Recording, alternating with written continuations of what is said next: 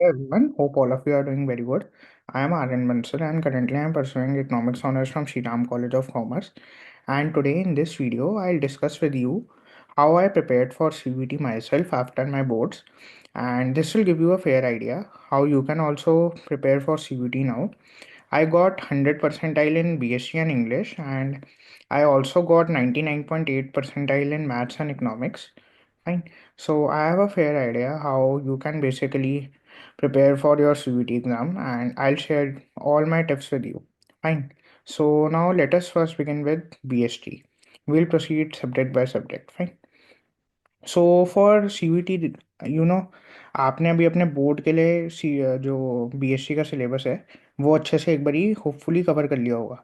तो जब हम बोर्ड की तैयारी करते हैं तो हम केस स्टडीज़ भी कवर करते हैं, हम एमसीक्यूज़ भी कवर करते हैं, थ्योरी भी अच्छे से करते हैं।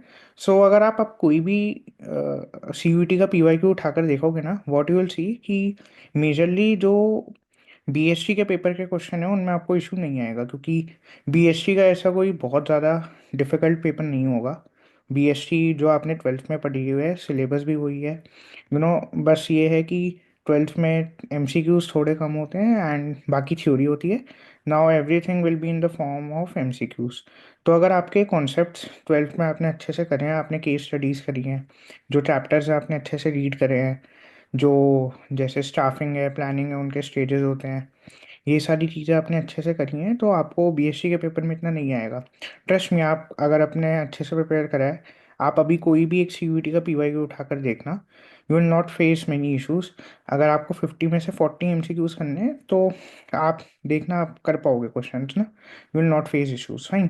तो अब मैंने कैसे करा था कि मैंने भी जब अ, मेरा बोर्ड्स था, तो मैंने बोर्ड्स के टाइम पे बीएससी के सारे चैप्टर अच्छे से कर लिए थे। देन मैं क्या करता था, एक बीएससी का फुल सिलेबस मॉक, क्योंकि सिलेबस तो हमारा अभी फिनिश हो ही गया होगा बोर्ड के टाइम पे, है ना।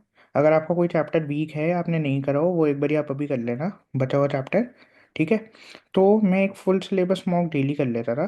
तो उसको करने के लिए या तो मैं कोई भी बुक ले लेता था, जैसे एक एड्यू कार्ड की बुक आती थी वो ले लेता था, या यूट्यूब पे कोई अगर चैनल आपको करा रहा है रोज़ वीडियो डाल के 40-50 एमसीक्यूज, आप वो कर सकते हो। एंड बीएससी का मॉक करने में ना ज़्यादा टाइम नहीं लगता। अगर आप कोई बीएससी का मॉक करोगे, you will hardly take 30 minutes या ज़्यादा से ज़्यादा 40 मिनट्स, क्योंकि बीएससी के एमसीक्यू इतने ज़्यादा टाइम टेकिंग नहीं होते। फाइन। तो आप एक मॉक टेस्ट डेली करो। इसका बेनिफिट क्या है, आपका सबसे पहली बात, बहुत ज़्यादा टाइम नहीं जाएगा। 30-40 मिनट्स लगेंगे एक बीएससी का आपको मॉक टेस्ट करने में। फाइन। एंड उसके बाद आपका, आप जो सिलेबस है उसके टच में रहोगे।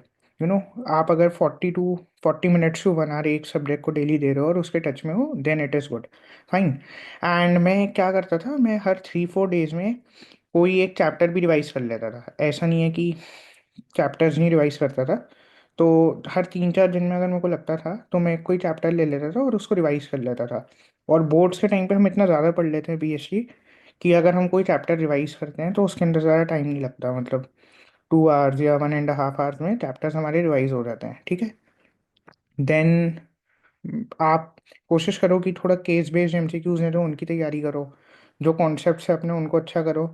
ठीक है। थ्योरी अगर आपकी अच्छी है तो आपको इशू नहीं आएगा बीएसटी में। तो बीएसटी में आपको मैं यही बोलूँगा कि अगर आप रोज़ एक कोई मॉक टेस्ट कर लेते हो, या कोई वीडियो यूट्यूब पे आपको मिलती है जो पीवाईक्यूज कराते हैं डेली, तो आप वो फॉलो करो, बीएसटी की आपकी अच्छी प्रिपरेशन होगी। फाइन।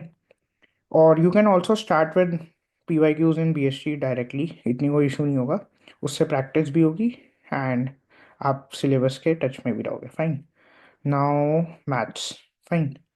तो मैथ्स का जो पेपर है वो सीयूईटी में थोड़ा डिफिकल्ट माना जाता है, क्योंकि मैथ्स में कई चीज़ें हैं। मैथ्स में दोनों आपको थोड़ा टाइम मैनेजमेंट का बहुत ज़्यादा ध्यान रखना पड़ता है, थोड़ा नहीं बहुत ज़्यादा, क्योंकि बीएससी इकोनॉमिक्स का पेपर हमारा थ्योरेटिकल होता है, तो इतनी हमें टाइम मैनेजमेंट का इशू नहीं आता। लेकिन मैथ्स में आपकी speed, accuracy, time management skills, they should be top notch. Fine. So I practice at least 30 mocks in maths. Fine. And this is legit. मॉक्स मैंने बहुत सारे करे थे, क्योंकि मॉक्स से ही फिर मेरा आखिरी में जाकर पेपर में जो मेरा एग्ज़ाम है वो टाइम पे ख़त्म हुआ था। Fine. So mocks are very very essential in maths. आप मॉक्स जितने कर सकते हो उतने करो।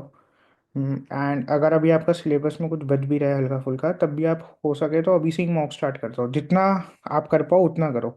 ठीक है। हो सकता है अभी आप मॉक्स में थोड़ा कम स्कोर करो, बट एटलीस्ट स्टार्ट प्रैक्टिस करनी स्टार्ट कर दो। अभी से नहीं, नेक्स्ट 10 डेज से। But practice has many mocks and maths, जितने आप कर पाओ। Fine. Because speed is extremely essential, as I told you. Maths में हमारी स्पीड बहुत ज़्यादा मैटर करेगी, क्योंकि लिख लिख कर प्रैक्टिस करना होता है। And later on I will bring a separate video for maths, एक बारी और, कि आप कैसे प्रिपेयर कर सकते हो, सीयूईटी में कैसे टाइप के क्वेश्चन एक्सपेक्ट कर सकते हो आप। क्योंकि मैथ्स में क्या होता है, जैसे हमें लगता है कि ज़्यादा जो लेंदी क्वेश्चन होंगे वो नहीं आएंगे, लेकिन कई बार क्या होता है, सीयूईटी में 3-4 मार्कर्स भी पूछ लेते हैं एमसीक्यू में। ऐसा नहीं है कि वो आपको बहुत ही बड़ा कोई 3-4 पेज की कैलकुलेशन वाला क्वेश्चन देंगे, बट स्टिल कई बार हम देखते हैं कि कोई क्वेश्चन छोटा है, हमें लगता है, सॉरी, हमें लगता है कि ज़्यादा लंबे क्वेश्चन नहीं आएंगे, बट कई बार वो आ जाते हैं। तो मैथ्स की मैं एक और वीडियो लेकर आऊँगा regarding the type of question you can expect. And also maths का मैं थोड़ा और आपको बताऊंगा how you can prepare better. Fine.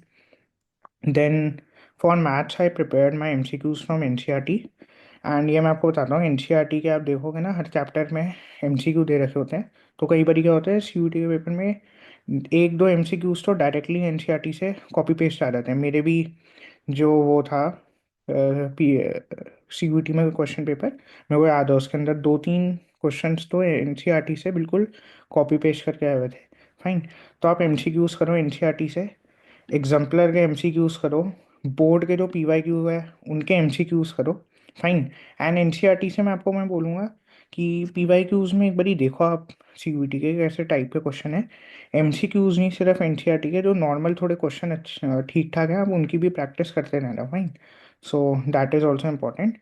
And अब आपको तो प्रैक्टिस वैसे पीवाईक्यूज से ही करनी चाहिए, because you have the privilege of PYQs. हमारे टाइम पे तो जो सीयूईटी था फर्स्ट टाइम कंडक्ट हो रहा था, तो हमारे पास कोई लास्ट ईयर का बेंचमार्क नहीं था। And I want to tell you one thing. अभी यू नो आपको लगेगा मैं पीवाईक्यूज पे बहुत ज़्यादा एम्फोसाइज कर रहा हूँ, but what I want to tell you is that कि अब आपके पास सीयूईटी में ज़्यादा टाइम नहीं है। फाइन। तो आप रैंडम जगहों से प्रैक्टिस करने के लिए देखो, कितने सारे सोर्सेज हैं हमारे पास प्रैक्टिस करने के लिए। एटलीस्ट 10-20 रेफरेंस बुक्स होती हैं। They are so many YouTube channels. तो हमारे पास बहुत सारे अलग अलग चीज़ें हैं प्रैक्टिस करने के लिए। And sometimes these things confuse us. हम क्या करते हैं, एक ही चैप्टर को बार बार ही करते रहेंगे, या हमें लगेगा हम ये भी कर ले वो भी कर ले। तो आप सिर्फ पी वाई क्यूज़ को ये मत देखो कि आपको पूरा क्वेश्चन पेपर सॉल्व करना है एक ही बारी में बैठ के। आप इसको as a source of practice भी देखो, आपको बहुत सारे पीवाईक्यूज मिल जाएंगे। क्योंकि मेरे टाइम पे भी मेरे को याद है, स्लॉट में पेपर होते थे, तो बहुत सारे पीवाईक्यूज होंगे, आपको पीवाईक्यूज की कमी नहीं पड़ेगी टाइमर के साथ भी अगर आपको करना है। बट आप अभी उनको as a source of practice भी देखो, मतलब किसी रैंडम सोर्स से प्रैक्टिस करने के लिए इट इज़ बेटर कि आप, अगर आपके पास टाइम कम है, कि आप जो सीयूईटी में ही पहले क्वेश्चन आए हुए हैं वो आप वो करके देखो। ठीक है। So this is one thing I wanted to tell you. And मैं जैसे क्या करता था, एक अड्डा 247 का चैनल था, तो उस पे वो क्या करते थे, रोज़ एक ना वो डाल देते थे रात को, मैथ्स के एमसीक्यू कराते थे लाइव वीडियो में। फाइन। सो मैं एक रोज़ वो वीडियो देख लेता था, वो भी मिक्स क्वेश्चंस होते थे। तो उससे मेरी क्या होता था, डेली प्रैक्टिस होती रहती थी। फाइन।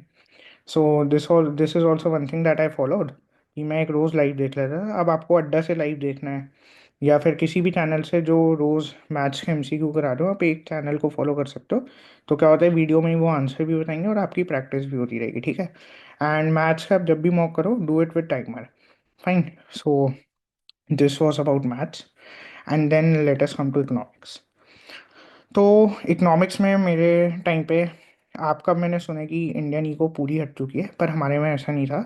हमारे में थोड़े से माइक्रो के टॉपिक्स ऐड हुए थे, बट इंडियन इको थी।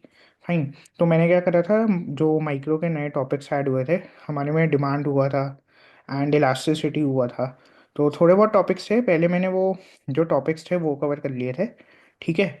और इकोनॉमिक्स में भी आप देखोगे, अगर मैक्रो आपने अच्छे से अपनी 12th में करी है, तो मैक्रो में आपको बस एमसीक्यूज अच्छे से प्रैक्टिस करने की ज़रूरत है। जब भी टाइम मिले कॉन्सेप्ट चैप्टर्स रिवाइज करो। ठीक है।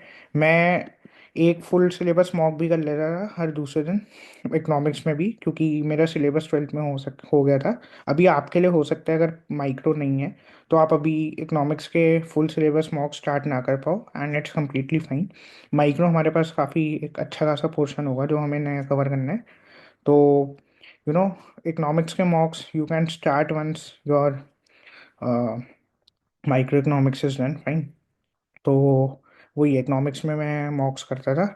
एंड फिर एमसीक्यूज़ की प्रैक्टिस में यूट्यूब चैनल जैसे संदीप सर, रजत सर, सब अपने वो कराते हैं एमसीक्यूज़, तो मैं उनसे नॉर्मली एमसीक्यू की प्रैक्टिस कर लेता था। संदीप गर्ग है जो उसमें भी अच्छे एमसीक्यूज़ दे रखे होते हैं इकोनॉमिक्स से, मैं उससे प्रैक्टिस कर लेता था। एंड फ्रॉम बोर्ड पीवाईक्यूज़, ठीक है। एंड आप बोर्ड के भी पीवाईक्यूज़ यूज़ कर सकते हो एमसीक्यू की प्रैक्टिस के लिए, मैथ्स में, बीएससी में, इकोनॉमिक्स में, हर सब्जेक्ट में, भाई। And then come to English. तो इंग्लिश का उस टाइम पे मेरे को इतना क्लियर नहीं था सिलेबस, तो उस टाइम पे मैंने क्या करा था, एक तो इंग्लिश में रोज़ 2 रीडिंग कॉम्प्रिहेंशन में कर लेता था, ठीक है। Reading comprehension I will also suggest you कि आप एटलीस्ट 2 तो डेली करो, क्योंकि रीडिंग कॉम्प्रिहेंशन करने से आपकी स्पीड बढ़ेगी। एंड सीयूईटी में 3 तक रीडिंग कॉम्प्रिहेंशन आ जाते हैं, तो focus on reading comprehension, fine. And then जो सिलेबस में थोड़े बहुत टॉपिक्स थे, idioms, figure of speech, one word substitution and all these topics में थोड़ी बहुत इनकी प्रैक्टिस करता रहता था। तो मैंने उसके लिए तब एक अरिहंत की बुक ली थी, वो कोई बीबीए बीएमएस वाली थी। अब तो आपको बेटर बुक्स भी मिल जाएंगी सीयूईटी पे जो फोकस करती हैं, तो आप कोई भी रेफरेंस बुक भी फॉलो कर सकते हो, फाइन। यूट्यूब चैनल जाओ वो भी फॉलो कर सकते हो। सो इंग्लिश में ये है। एंड मॉक्स मॉक्स भी मैं इंग्लिश के कर लेता था, मतलब इंग्लिश में मैंने 5-6 मॉक्स तो इंग्लिश के भी करे थे जो सिलेबस के साथ से थे। तो मॉक्स इंग्लिश में भी इम्पोर्टेंट है, क्योंकि रीडिंग कॉम्प्रिहेंशन वगैरह में थोड़ी टाइमिंग की अगर आपने प्रैक्टिस नहीं करी तो दिक्कत आ सकती है, ठीक है। और आपको पीवाईक्यूज इंग्लिश में भी कर लेने चाहिए, बहुत ज़रूरी है, क्योंकि उससे आपको टॉपिक्स पता चलेंगे कि क्या क्या आ रहे हैं, एंड देन आपको लेवल ऑफ क्वेश्चन पता चलेगा, यू नो। तो इंग्लिश में भी PYQs as a source of practice भी यूज़ करो, एंड बाद में टाइमर के साथ भी करो, फाइन। सो ये मेरी स्ट्रैटेजी थी जो मैंने तब फॉलो करी थी, and it work wonderfully for me. And अब आप कोशिश करो कि बोर्ड्स जैसे ही ख़त्म हो, focus on completing the topics like micro eco जो आपने नहीं कर रखे, एमसीक्यूज प्रैक्टिस करो काफ़ी सारे, पीवाईक्यूज करो, fine. And hopefully you all will do very great. And अगर आपको कोई भी डाउट हो, you can connect with me over Instagram. And I wish you all the very best, thank you.